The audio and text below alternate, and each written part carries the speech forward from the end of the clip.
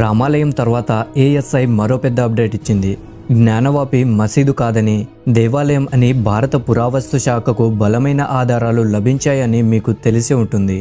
అంటే జ్ఞానవాపి ఆలయాన్ని మహమ్మద్ గోరి కూల్చివేశాడని ఆంట్లిస్టర్ శాస్త్రీయంగా ఆధారాలతో సహా రుజువు చేసింది.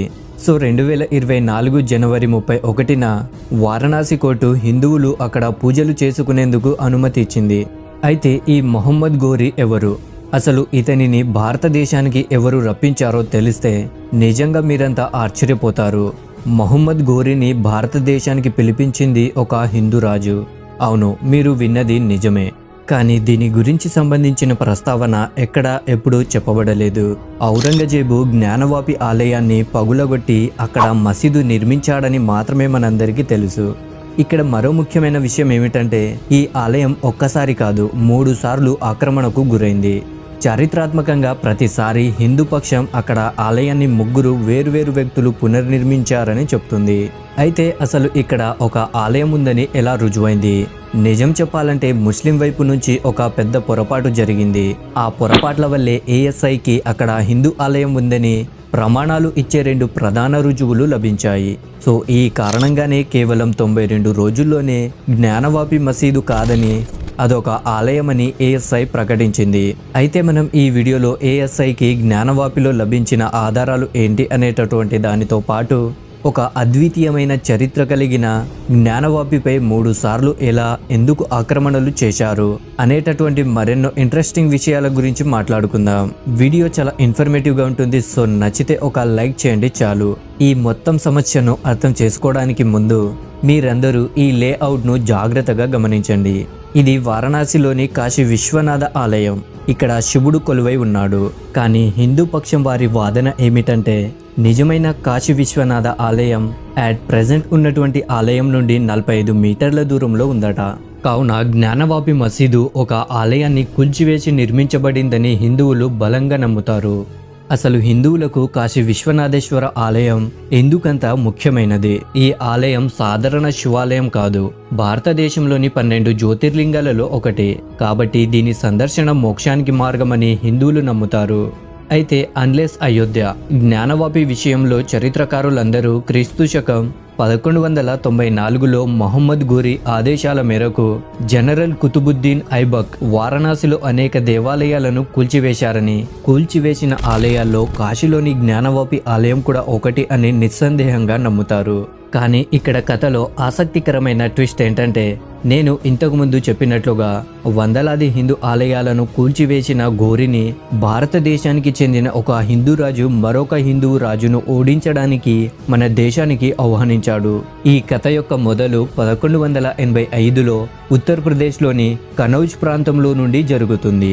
రాజా జైచంద్ తన కూతురు సంయోగిత వివాహం చేయడానికి ఒక స్వయంవరాన్ని నిర్వహిస్తాడు. అయితే ఈ స్వయంవరంలో రాజా జైచంద్ పృథ్వీరాజ్ చౌహాన్ను మినహా ఆనాటి రాజులందరినీ ఆహ్వానిస్తాడు. కానీ రాజా కుమార్తె సంయోగిత కూడా పృథ్వీరాజ్ చౌహాన్ను పెళ్లి చేసుకోవాలనుకుంది. అలా ఈ స్వయంవరం వార్త వినగానే పృథ్వీరాజ్ స్వయంగా ఆ సభలోకి వెళ్లి నిండు సభలో నుండి సంయోగితను తీసుకెళ్లిపోతాడు. సో ఈ ఘటనను రాజా జైచంద్ అవమానంగా భావిస్తాడు. దాంతో ఇక్కడి నుండి రాజా జైచంద్ పృథ్వీరాజ్ చౌహాన్ల మధ్య వైరం మొదలవుతుంది. ఈ క్రమంలోనే రాజా జైచంద్ ఆఫ్ఘనిస్తాన్లో ఉన్న మహమ్మద్ గోరిని భారతదేశానికి రమ్మని ఆహ్వానిస్తాడు. తద్వారా అతను పృథ్వీరాజ్ చౌహాన్ రాజ్యంపై దాడి చేసి స్వాధీనం పరుచుకోవాలనుకుంటాడు. గోరి చేసేది కూడా అదే. గోరి ఆఫ్ఘనిస్తాన్ నుండి భారతదేశానికి వచ్చి పృథ్వీరాజ్ చౌహాన్తో యుద్ధం చేసి తనను ఓడిస్తాడు. మహమ్మద్ గోరి ఆఫ్ఘనిస్తాన్ కు రాజు కావున భారతదేశంలో ఉండి ఇక్కడి ప్రాంతాన్ని పరిపాలించడం సాధ్యపడదు. అయితే తాను ఆఫ్ఘనిస్తాన్ కి వెళ్లే ముందు తన అనుచరుడైన కుతుబుద్దీన్ ఐబాక్ ను భారతదేశ పరిపాలకుడిగా నియమిస్తాడు. చరిత్రకారుల ప్రకారం చూసుకుంటే కుతుబుద్దీన్ ఐబాక్ భారతదేశపు పరిపాలకుడిగా నియమించబడిన తర్వాత గోరి ఆదేశాల మేరకు భారతదేశంలోని ఎన్నో ప్రముఖ ఆలయాలను ధ్వంసం చేశాడు. అలా ధ్వంసం చేయబడ్డ ఆలయాల్లోనే వారణాసి విశ్వనాథేశ్వర ఆలయం ఒకటి. సో బేసికల్లీ ఒక హిందూ రాజు ఆఫ్ఘనిస్తాన్ నుండి గోరిని భారతదేశానికి ఆహ్వానించడం వల్లే వారణాసి టెంపుల్ ధ్వంసమైంది. ఆ తర్వాత కొన్ని సంవత్సరాలకి కొంతమంది ధ్వంసం చేసిన ఆలయాన్ని మళ్ళీ పునర్నిర్మించారు. కానీ 1490లో సికిందర్ లోధి మరోసారి ఆలయాన్ని ధ్వంసం చేసి దాని స్థానంలో మసీదు నిర్మించాడు. కానీ హిందువులు మాత్రం దీనిపై పోరాడుతూనే ఉన్నారు. 1585లో సికిందర్ లోధి నిర్మించిన మసీదును కలగొట్టి రాజా టొడార్మల్ అక్కడ ఆలయాన్ని నిర్మిస్తాడు. కానీ ఆలయం నిర్మించిన 85 సంవత్సరాలకే 1669లో జ్ఞానవాపి ఆలయాన్ని ఔరంగజేబు ఆదేశాల మేరకు ధ్వంసం చేసేసి అక్కడ మరల మసీదు నిర్మించారు.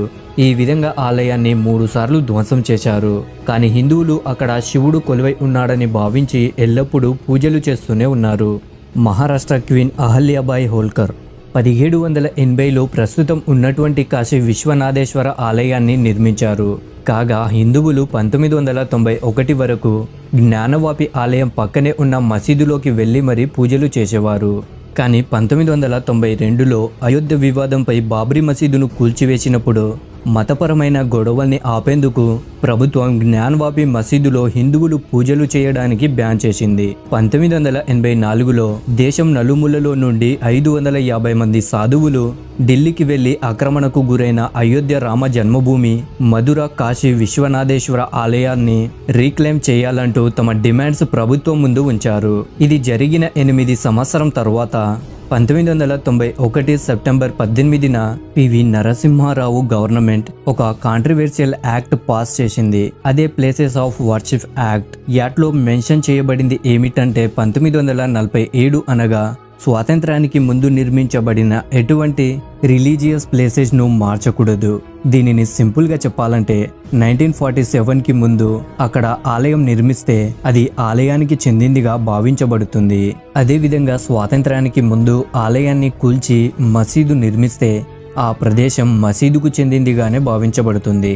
అయితే ఈ యాక్ట్ ప్రవేశపెట్టిన నెల రోజులకి తిరిగి తమ ఆలయానికి సొంతం చేసుకునే అవకాశం ఉందని భావించిన హిందువులంతా పెద్ద ఎత్తున నిరసన చేశారు.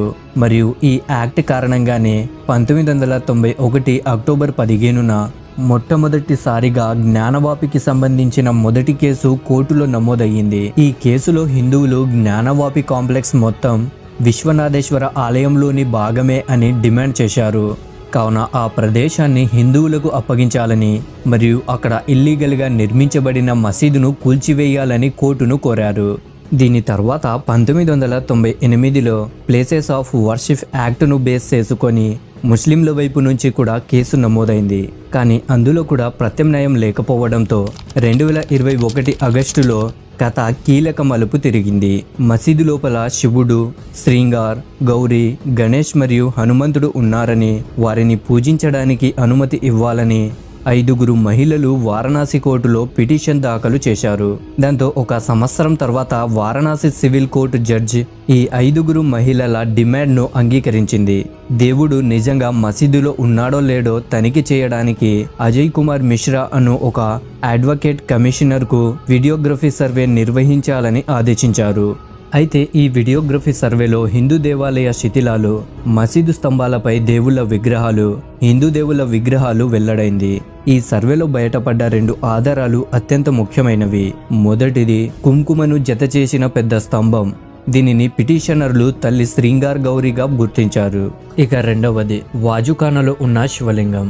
వాజుఖానా మసీదులో నమాజ్ ముందు చేతులు మరియు కాళ్ళు కడుక్కోవడానికి ఉపయోగించే స్థలం. అయితే ముస్లిం వర్గానికి చెందిన వ్యక్తులు ఇది శివలింగం కాదని ఫౌంటైన్ అని చెప్పుకొచ్చారు. ఇది ముస్లిం యొక్క అతిపెద్ద తప్పిదమని కూడా చెప్పుకోవచ్చు. ఎందుకంటే ఈ అంశంపై చర్చ జరిగినప్పుడు మొదట వాజుఖానాలో చేతులు మరియు కాళ్ళు కడుక్కోవడం ఆపాలని కోర్టు ఆదేశించింది. సాధారణంగా వీడియోగ్రఫీ సర్వేను శాస్త్రీయమైనది మరియు విశ్వసనీయమైన సాక్ష్యంగా కోర్టులో పరిగణించబడదు. కావున ఆ మసీదుపై హార్డ్ కోర్ సాక్ష్యాల సేకరణకు ఏఎస్ఐ సర్వే నిర్వహించాలని కోర్టు తీర్పు ఇచ్చింది. నిజానికి అక్కడ వాజుఖానాలో శివలింగం ఉన్న విషయం ఎవరికీ తెలియదు. సోషల్ మీడియా డిబేట్స్ కారణంగా అది దేశమంతా విస్తరించింది. ఈ విధంగా ప్రభుత్వంపై ఒత్తిడి పెరగడంతో ఏఎస్ఐ 90 రోజుల్లోనే తమ సర్వే పూర్తి చేసి గత నెల 18 డిసెంబర్ 2023న ఏఎస్ఐ తన సర్వే నివేదికను వారణాసి సివిల్ కోర్టుకు సమర్పించింది. సో అయోధ్యలోని నవనిర్మిత ఆలయంలో శ్రీరాముని విగ్రహ ప్రాణ ప్రతిష్టాపన జరిగిన 3 రోజుల తర్వాత Varanasi civil court ASI survey report copy 2 వర్గాల వారికి సబ్మిట్ చేసింది. ముస్లిం కమ్యూనిటీకి చెందిన కొంతమంది ఈ రిపోర్టు పబ్లిక్ అవ్వడంపై కూడా నిరసన వ్యక్తం చేశారు.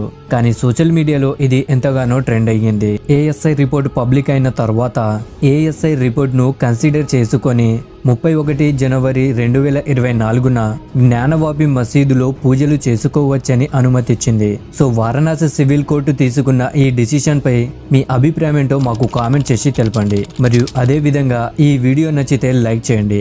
ఇటువంటి మరిన్ని వీడియోలు చూడడానికి మా ఛానల్ని ఇప్పుడే సబ్స్క్రైబ్ చేసుకొని పక్కనే ఉన్నటువంటి గంట సింబల్ని కూడా యాక్టివేట్ చేసుకోండి. Thank you friends, thank you for watching.